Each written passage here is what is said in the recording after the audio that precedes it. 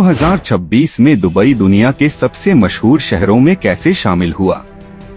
Dubai दुनिया भर के लोगों के लिए इतना लोकप्रिय कैसे बना? एक शहर दुनिया के सबसे बड़े कारोबारी मराकिज में कैसे बदल गया? दुनिया की बड़ी कंपनियां दुबई की तरफ क्यों आती हैं? दुबई दुनिया के अहम एविएशन हब्स में कैसे शामिल हुआ? इतने बड़े एयरपोर्ट, बंदरगाह और हाईवे इतनी तेजी से कैसे बनाए गए? रेगिस्तान में दुनिया की सबसे ऊंची इमारत कैसे खड़ी की गई? समंदर के बीच पाम जुमेराह जैसे आइलैंड कैसे बनाए गए? दुबई ने टूरिज्म को इतनी बड़ी माशियत में कैसे बदला?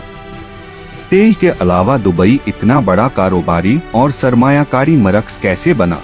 और सबसे अहम सवाल, दुबई ने इतनी तेज तरक्की के लिए पैसा, इंफ्रास्ट्रक्चर और दुनिया भर की सरमायाकारी को एक ही सिस्टम में कैसे जोड़ा? दुबई की इस पूरी तरक्की के पीछे आखिर कौन सी रणनीति थी? दुबई की तरक्की किसी एक इमारत, किसी एक प्रोजेक्ट या सिर्फ तेल की वजह से नहीं हुई। इस तरक्की के पीछे कई चीजें एक साथ काम कर रही थीं। तेल से शुरुआती सरमाया मिला। उस सरमाए से सड़कें, बिजली, पानी, बंदरगाह और एयरपोर्ट जैसे बुनियादी ढांचे बनाए गए। बंदरगाहों ने अंतर्राष्ट्रीय तिजारत को बढ़ाया। फ्री जोन ने विदेशी कंपनियों को दुबई में कारोबार करने की वजह दी। एयरपोर्ट और एमिरेट्स ने दुबई को दुनिया के अलग अलग हिस्सों से जोड़ दिया। टूरिज्म ने होटल्स, शॉपिंग और मनोरंजन को एक बड़ी माशियत में बदल दिया। रियल एस्टेट ने नए रिहायशी और कारोबारी इलाके पैदा किए और बड़े प्रोजेक्ट्स ने दुबई की ऐसी पहचान बनाई जिसे पूरी दुनिया पहचानने लगी। लेकिन ये सब एक साथ नहीं हुआ था। हर कदम एक खास दौर में उठाया गया और हर नया प्रोजेक्ट पिछले इंफ्रास्ट्रक्चर पर खड़ा हुआ। इसलिए दुबई की तरक्की को समझने के लिए अब हमें उस दौर में जाना होगा जब इस बदलाव की असल बुनियाद रखी जा रही थी। दुबई के विकास में 1966 एक अहम साल था। इसी साल दुबई के समंदर के किनारे फतेह फील्ड में तेल दरियाफ्त हुआ। इससे दुबई को वह सरमाया मिला जिसकी मदद से बड़े पैमाने पर इंफ्रास्ट्रक्चर तैयार किया जा सकता था। लेकिन तेल की आमदनी को सिर्फ सरकारी खर्च में इस्तेमाल करने के बजाय दुबई ने इसे शहर की बुनियाद मजबूत करने में लगाया। शेख राशिद बिन सईद अल मखदूम के दौर में सड़कें बेहतर की गईं। बिजली और पानी का नेटवर्क फैलाया गया। दुबई क्रीक को कारोबार के लिए बेहतर बनाया गया। शहरी सहूलियतों को बढ़ाया गया और भविष्य की तरक्की के लिए नई जगह तैयार की गई। यही वह दौर था जब दुबई ने एक अहम फैसला किया। तेल को मंजिल नहीं बल्कि विकास के लिए एक जरिया बनाया जाए। और इसके बाद दुबई की अगली बड़ी कोशिश समुद्री तिजारत को बढ़ाना थी। दुबई को एक बड़ा कारोबारी मरकज बनाने के लिए मजबूत बंदरगाहों की जरूरत थी। 1972 में पोर्ट राशिद खुला। इससे बड़े जहाजों और अंतर्राष्ट्रीय माल की आवाजाही के लिए नई सहूलियत पैदा हुई। लेकिन दुबई की जरूरत इससे कहीं बड़ी थी। इसीलिए जेबेल अली में एक विशाल बंदरगाह विकसित किया गया। जेबेल अली पोर्ट ने दुबई को अंतर्राष्ट्रीय शिपिंग और लॉजिस्टिक्स के लिए एक अहम जगह बना दिया। यहाँ बड़े जहाज आ सकते थे, कंटेनर संभाले जा सकते थे, माल को स्टोर किया जा सकता था और फिर सड़क के जरिए अलग अलग बाजारों तक पहुँचाया जा सकता था। बंदरगाह के साथ गोदाम, सड़कें और कारोबारी इलाके भी विकसित हुए। इस तरह दुबई ने अपनी भौगोलिक जगह को कारोबारी फायदे में बदल दिया। अब अगला सवाल था कि इन बंदरगाहों के आसपास दुनिया की कंपनियों को कैसे लाया जाए। 1985 में जेबेल अली फ्री जोन कायम किया गया। ये दुबई के विकास की सबसे अहम कारोबारी नीतियों में से एक थी। मकसद था कि अंतर्राष्ट्रीय कंपनियों के लिए दुबई में कारोबार करना आसान बनाया जाए। कंपनियों को तैयार इंफ्रास्ट्रक्चर, कारोबारी सहूलियतें और अंतर्राष्ट्रीय तिजारत के लिए बेहतर माहौल मिला। सबसे बड़ी ताकत यह थी कि फ्री जोन सीधे जेबेल अली पोर्ट से जुड़ा हुआ था। इसका मतलब था कि कोई कंपनी अपना माल दुनिया के अलग हिस्से से दुबई ला सकती थी। उसे यहाँ संभाल सकती थी और फिर दूसरे बाजारों तक भेज सकती थी। इस मॉडल ने दुबई को सिर्फ एक शहर नहीं बल्कि कारोबार के लिए एक प्लेटफॉर्म बना दिया। बाद में इसी तरह के कई और फ्री जोन बनाए गए। इससे विदेशी सरमाया, कंपनियां और कारोबार दुबई की तरफ आने लगे। लेकिन अंतर्राष्ट्रीय कारोबार के लिए सिर्फ बंदरगाह काफी नहीं था। दुबई को दुनिया से तेजी से जोड़ने के लिए उसे आसमान का रास्ता भी चाहिए था। दुबई इंटरनेशनल एयरपोर्ट 1960 में खुल चुका था, लेकिन शहर की बढ़ती माशियत के साथ एयरपोर्ट का विस्तार भी लगातार होता गया। फिर 1985 में एमिरेट्स एयरलाइन शुरू हुई। दुबई की भौगोलिक जगह एविएशन के लिए बेहद अहम थी।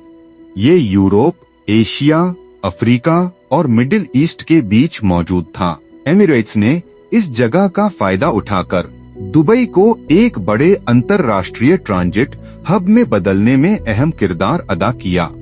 नए टर्मिनल बने, एयरपोर्ट की क्षमता बढ़ी, दुनिया के अलग अलग शहरों से सीधी उड़ानों की तादाद बढ़ती गई।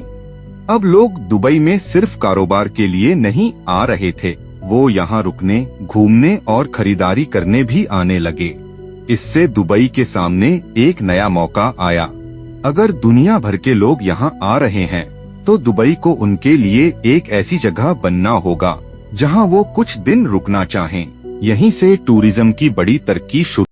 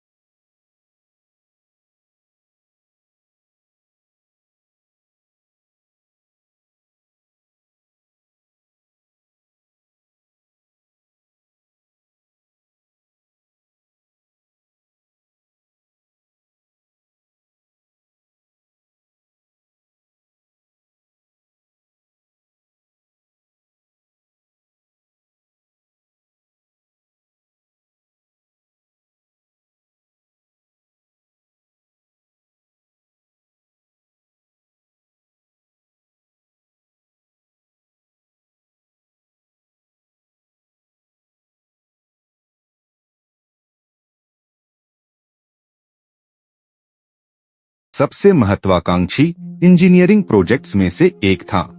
मकसद था समंदर में नई जमीन तैयार करना। करोड़ों घन मीटर रेत को ड्रेजिंग के जरिए निकाला गया और उसे एक खास डिजाइन में रखा गया। इसके चारों तरफ एक बड़ा ब्रेकवाटर बनाया गया ताकि लहरों और तूफानी पानी से नई जमीन को बचाया जा सके। इसके बाद सड़कें, रिहायशी इलाके, होटल्स और दूसरी सहूलियतें विकसित की गईं। पाम जुमेराह ने दुबई को नई रियल एस्टेट जगह दी और साथ ही उसे दुनिया के सबसे अलग शहरी प्रोजेक्ट्स में शामिल कर दिया। इस तरह दुबई ने अपनी इंजीनियरिंग क्षमता को भी अपनी आर्थिक रणनीति का हिस्सा बनाया। लेकिन दुबई की महत्वाकांक्षा अब सिर्फ समंदर तक सीमित नहीं थी। अब निशाना आसमान था। दुबई ने दुनिया की सबसे ऊंची इमारत बनाने का फैसला किया। प्रोजेक्ट को ईमार प्रॉपर्टीज ने विकसित किया और इसका डिजाइन आर्किटेक्ट एड्रियन स्मिथ ने तैयार किया। बुर्ज खलीफा की ऊंचाई 828 मीटर रखी गई। इतनी ऊंची इमारत को सुरक्षित बनाने के लिए इंजीनियरों को तेज हवाओं, गर्मी और इमारत के भारी वजन का सामना करना था। इसके लिए वाई शेप स्ट्रक्चरल सिस्टम और गहरी नींव का इस्तेमाल किया गया। लेकिन बुर्ज खलीफा सिर्फ एक टावर नहीं था। इसके आसपास डाउनटाउन दुबई विकसित किया गया। दुबई मॉल, होटल्स, ऑफिस और रिहायशी इमारतें इसी बड़े प्रोजेक्ट का हिस्सा बनी। 2010 में बुर्ज खलीफा के खुलने के बाद दुबई की पहचान पूरी दुनिया में और मजबूत हो गई। लेकिन एक ग्लोबल शहर को सिर्फ ऊंची इमारतों की जरूरत नहीं होती, उसे ऐसा इंफ्रास्ट्रक्चर चाहिए जो करोड़ों लोगों और अरबों डॉलर के कारोबार को संभाल सके। दुबई ने अपने शहर को एक जुड़े हुए सिस्टम की तरह विकसित किया। हाईवे और इंटरचेंज शहर के अलग अलग हिस्सों को जोड़ने लगे। दुबई मेट्रो ने सार्वजनिक परिवहन को आधुनिक बनाया। एयरपोर्ट ने दुनिया के अलग हिस्सों को जोड़ा। बंदरगाहों ने सामान की आवाजाही संभाली। टेलीकम्युनिकेशन और डिजिटल इंफ्रास्ट्रक्चर ने कारोबार को तेज किया। इन सबके साथ फ्री जोन, बिजनेस डिस्ट्रिक्ट और लॉजिस्टिक्स सेंटर विकसित होते गए। इसका नतीजा यह हुआ कि दुबई में एक कंपनी के लिए सिर्फ ऑफिस की जगह नहीं थी, उसे एयरपोर्ट मिलता था, बंदरगाह मिलता था, सड़क नेटवर्क मिलता था, डिजिटल कनेक्टिविटी मिलती थी, बैंकिंग और कारोबारी सेवाएं मिलती थी और दुनिया के अलग अलग हिस्सों तक पहुंच भी मिलती थी। यानी दुबई ने एक ऐसा पूरा सिस्टम तैयार किया जिसमें कारोबार के अलग अलग हिस्से एक दूसरे को मजबूत करते थे। लेकिन इस सिस्टम को लंबे समय तक चलाने के लिए एक और चीज जरूरी थी, तेल से आगे निकलना। दुबई ने अपनी माशियत को धीरे धीरे कई सेक्टरों में फैला दिया। तिजारत और लॉजिस्टिक्स ने बंदरगाहों को मजबूत रखा। एविएशन ने अंतर्राष्ट्रीय कनेक्टिविटी को बढ़ाया। टूरिज्म ने होटल्स, रिटेल और मनोरंजन को बढ़ाया। रियल एस्टेट ने शहर का विस्तार जारी रखा। फाइनेंस ने अंतर्राष्ट्रीय सरमायाकारी को आकर्षित किया। टेक्नोलॉजी और डिजिटल कारोबार ने नए मौके पैदा किए और फ्री जोन ने अलग अलग तरह की कंपनियों को दुबई में कारोबार स्थापित करने का माहौल दिया। 2008 की ग्लोबल फाइनेंशियल क्राइसिस ने इस मॉडल को बड़ा झटका दिया। रियल एस्टेट मार्केट दबाव में आया और दुबई को माली मुश्किलों का सामना करना पड़ा। लेकिन इसके बाद विकास का मॉडल और ज्यादा विविध बनाया गया। दुबई ने एक ही सेक्टर पर निर्भर रहने के बजाय कई आर्थिक क्षेत्रों को साथ लेकर आगे बढ़ना जारी रखा। यही वजह है कि आज दुबई को सिर्फ तेल से चलने वाली माशियत कहना सही नहीं होगा। दुबई की तरक्की एक लंबे समय तक चलने वाली विकास रणनीति का नतीजा थी। पाम जुमेराह और बुर्ज खलीफा जैसे प्रोजेक्ट्स ने दुबई की पहचान को दुनिया तक पहुंचाया और फाइनेंस, टेक्नोलॉजी, लॉजिस्टिक्स और बिजनेस सर्विसेज ने माशियत को तेल से आगे बढ़ाया। अगर आपको ऐसी ही तारीखी और जानकारी से भरपूर डॉक्यूमेंट्री पसंद आती है तो नेशनल जियो हिस्ट्री को सब्सक्राइब करें और अगली डॉक्यूमेंट्री के लिए हमारे साथ जुड़े रहें।